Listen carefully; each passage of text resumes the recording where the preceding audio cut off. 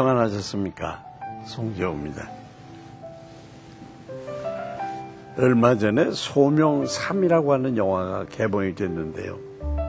이 영화는 스리랑카, 방글라데시, 에티오피아 등 오지에서만 30년을 사역하고 있는 할아버지 의사 부부의 헌신적인 삶을 다룬 영화였습니다.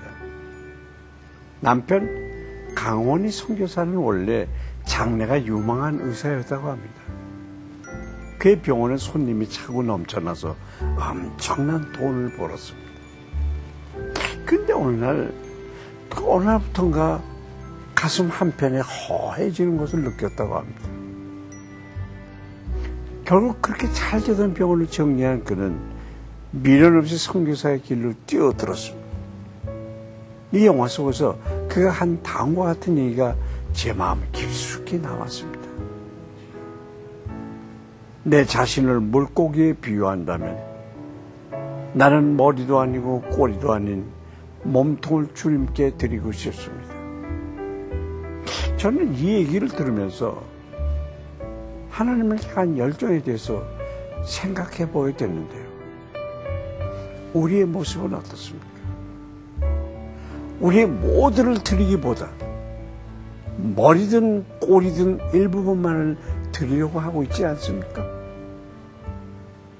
우리 자신을 통째로 내드리는 헌신의 삶을 다짐하면서 오늘의 말씀 함께 하시겠습니다.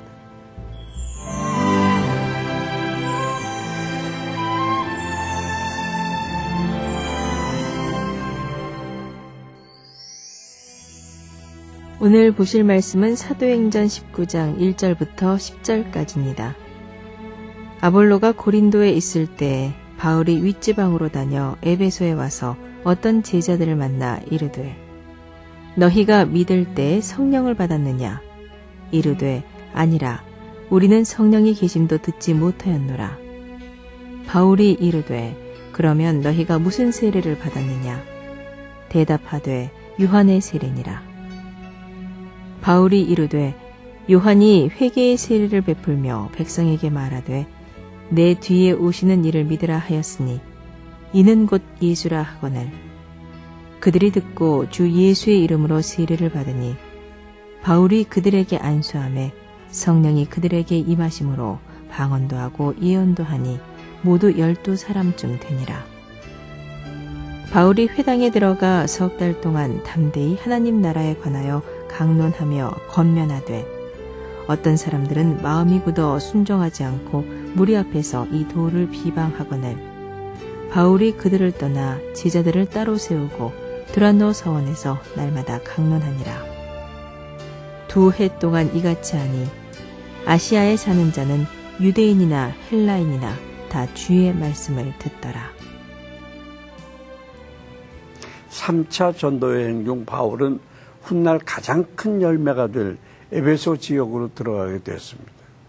에베소는 소아시아의 상업 중심지로서 번영을 누렸고 그만큼 우상 숭배의 중심지이기도 했습니다. 에베소에 있는 아데미 전각은 세계 7대 불가사의 중 하나로 꼽힐 정도로 엄청난 규모입니다. 에베소에 도착한 바울은 12명의 제자들을 만나서 그들의 신앙 수준을 점검했습니다. 그런데 너희가 믿을 때 성령을 받았느냐는 바울의 질문에 그들은 성령의 있음을 들은 적도 없었고 오직 요한의 세례를 받았을 뿐이라고 대답했습니다. 그들은 자신들이 죄인이며 더 온전해져야 한다는 것을 알았지만 그리스도의 은혜와 성령의 능력에 대해서는 전혀 몰랐던 것입니다. 그들은 신약시대에 있으면서도 아직 구약시대에 사는 신자였던 것입니다.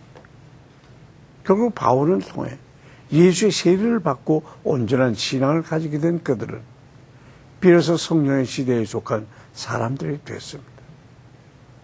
우리의 신앙도 구약에 머물러 있지 않은지 돌아보고 성령의 은혜를 체험하고 성령의 시대에 속한 성도가 되도록 해야겠습니다. 바울은 3개월간 회당에 가르치면서 에베소에 있는 유대인들을 전도하기 위해 애썼습니다. 하지만 유대인들은 마음이 굳어 말씀을 받지 않았습니다. 그래야 바울은 사역의 초점을 이방인에게로 맞췄습니다. 이처럼 바울이 이방인 사도라는 자신의 소명에 순종하자 하나님은 또다시 그에게 장기 사역의 길을 열어주셨습니다. 그리고 약 3년간 에베소에 머물면서 복음을 전할 수 있었습니다. 당시 에베소 사역의 거점이 되는 곳은 두란노 서원입니다. 바울은 모든 사람들이 더위로 인해 강의실을 비운 오전 11시부터 오후 4시까지 그곳을 빌려 강의를 했다고 합니다. 두란노 서원의 사역은 바울이 가르치고자 하는 열정과 성도들에게 배우고자 하는 열심이 만들어낸 열매였습니다.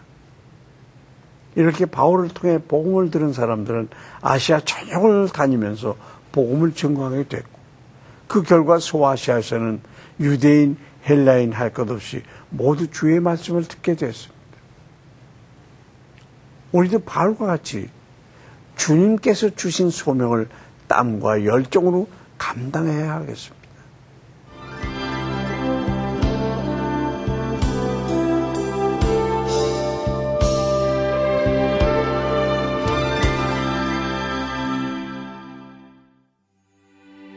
사랑과 은혜가 풍성하신 하나님 아버지, 오늘 말씀을 묵상하면서 우리의 열정에 대해 다시 한번 돌아보게 하시니 참으로 감사드립니다.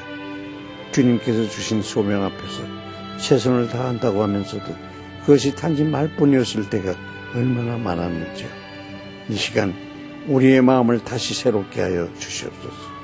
독수리 날개 초오르듯 새 힘을 허락하셔서 소명을 다해 다시 한번 힘찬 날개짓을 하기를 원합니다. 주님 앞에 지치지 않고 항상 열정적으로 신앙생활하는 우리가 되게 하여 주시옵소서. 예수 그리스도의 이름으로 기도합니다. 아멘.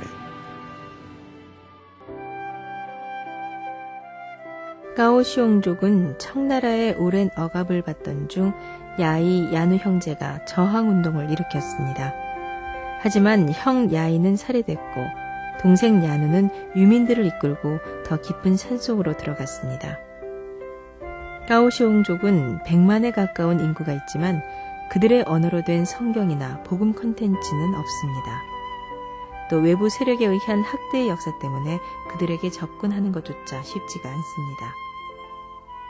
중국을 휩쓸고 있는 신앙 부흥운동이 서부 후난 지방의 가파른 산지에 살고 있는 이들에게도 전해지기를 기도합시다.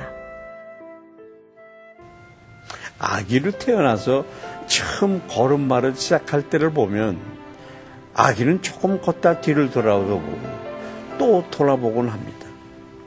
이때 엄마가 얼마나 힘있게 박수를 쳐주느냐에 따라서 용기가 더해지고 걸음 속도가 빨라지기도 하는데요.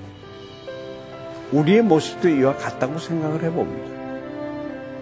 지금 내가 걷고 있는 이 길이 힘들고 불안하게 느껴질 때 잘 가고 있는 건지 아닌지 주변을 돌아보게 됩니다. 이런 때는 누군가의 작은 격려와 말 한마디도 아주 큰 힘이 되는데요.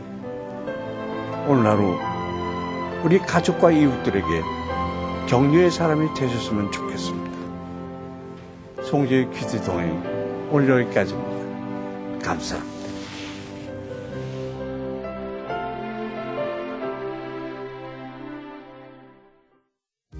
이 프로그램에는 GTM에서 큐티 교재 GT를, 책으로 만나는 성지 순례 답사기 바이블 루트를, 리브가에서 마늘 참초를, 수아영에서 기초 화장품을 협찬해 주셨습니다.